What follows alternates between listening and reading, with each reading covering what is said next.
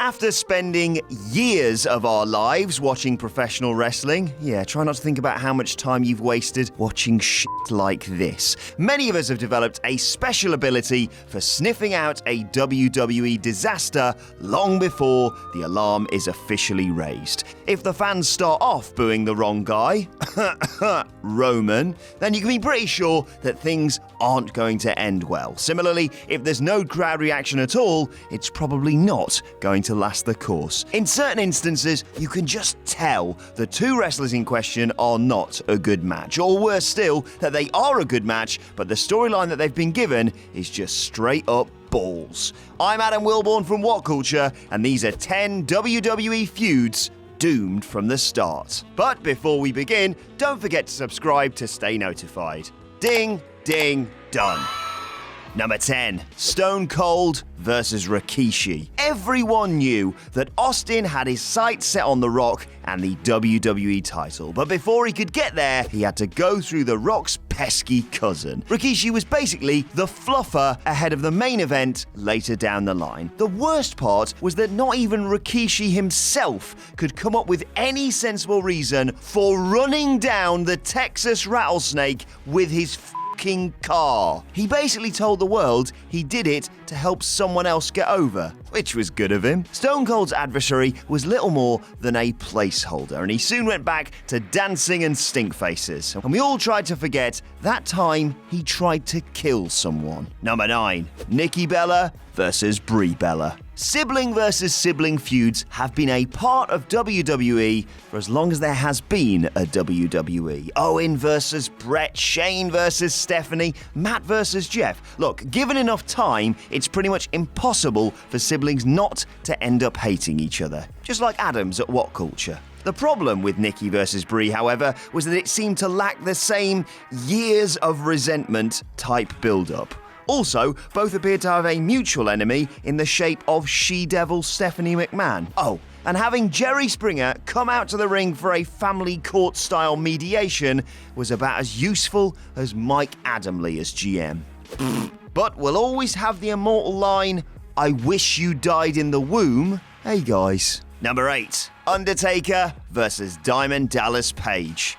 Feuds in WWE are started for all kinds of petty reasons. Kane deciding to make Chris Jericho his mortal enemy after just getting some coffee spilled on him springs to mind. The motivation should at least make coherent sense. DDP's stated motive for stalking Undertaker's wife on his arrival in the company in 2001 really didn't. Apparently, it was to make an immediate splash in his new stomping ground. Right. Like all of the Invasion-era feuds that pitted WWE stalwarts against recently acquired wrestlers from rival promotions, there was a depressing air of inevitability about who would come out on top. Let it go, Vince! You won! Number 7, Kane versus Imposter Kane.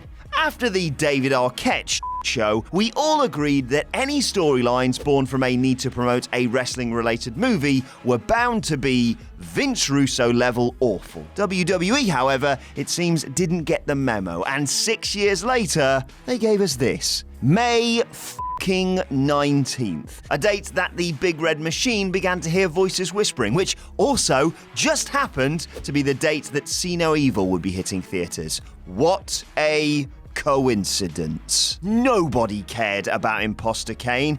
A pre-Festus Luke Gallows was basically just a no-name rookie who'd been called up to the main roster. And Kane being tortured by his past? We sort of did that already. A lot. Number 6, Rusev versus Dolph Ziggler. The big reason this was doomed from the start was that it featured Summer Rae.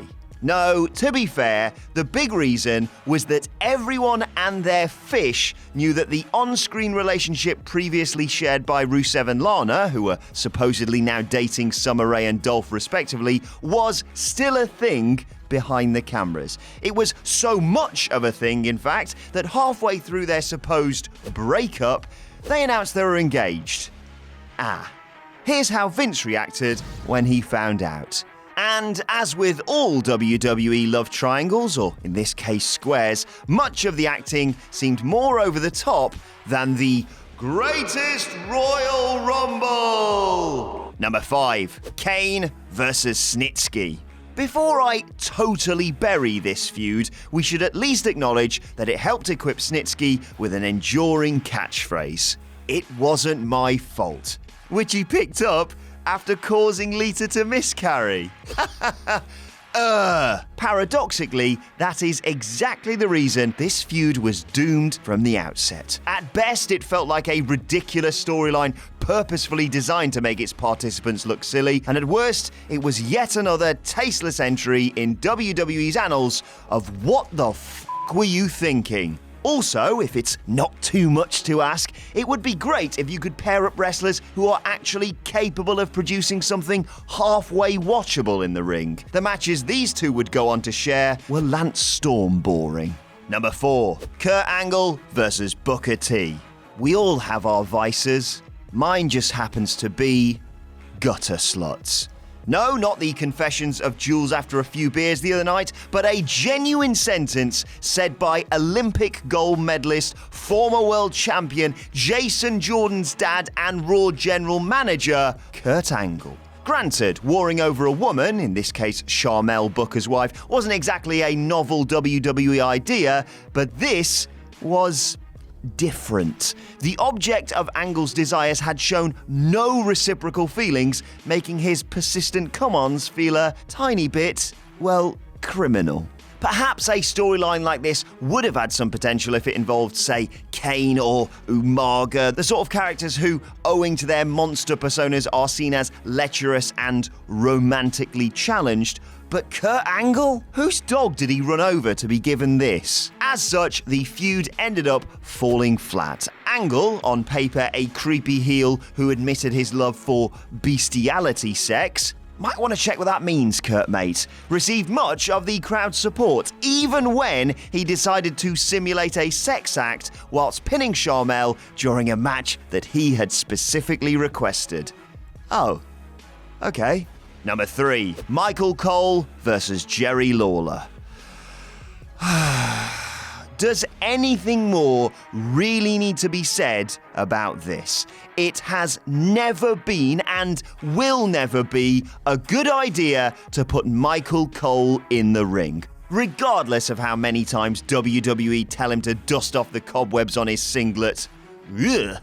Plus, where usually you can skip over any storylines you don't enjoy, this one saw nearly every segment on Raw overshadowed by Cole and King incessantly bickering at ringside. I never thought I'd say this, but I'd rather listen to David Otunga. The only positive thing to come out of this was we got to hear Jim Ross call the WrestleMania 27 main event in Cole's place.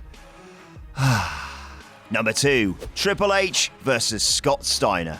According to WWE and literally no one else, Triple H versus Scott Steiner was the dream feud wrestling fans on both sides of the Monday Night Wars had been waiting years to see. What do you think, Dean? Nope. And yet, when the duo finally did lock horns, all parties dropped the ball in truly comical fashion, culminating with two of the most lackluster, disappointing matches of all time at the Royal Rumble and No Way Out. I hope you like belly-to-belly suplexes. Number 1. Brock Lesnar versus Jinder Mahal. Ho-ho! Don't just take my word for it. Even WWE knew this one was fucking doomed from the start. So much so that they ended up taking it off the Survivor Series card altogether at the last minute and replacing it with Lesnar versus Styles. Thank God. You really have to wonder what was going through Vince's mind putting it on the table to begin with. But what that man thinks about is something you really don't want to consider for too long. Trust me. The two possible endings were either a complete burial of SmackDown's leading man or a long, drawn-out match nobody was really interested in. Incidentally, a champion versus champion super match at a Big Four show is presumably supposed to set the fans' pulses racing. Well, this one definitely didn't. In fact, the second it was announced, large swathes of them took to the internet to complain that it felt boring and uninspired. Talk about dead on arrival. Hello there, you've made it all the way to the end of the video, and as part of my designated 18 hours of community service, I'm here to tell you that we have a number of other channels available for you to subscribe to, as well as other slightly, possibly not related videos for you to watch. So please do one of the things to my left or right, otherwise I have to pick up leaves on the roadside.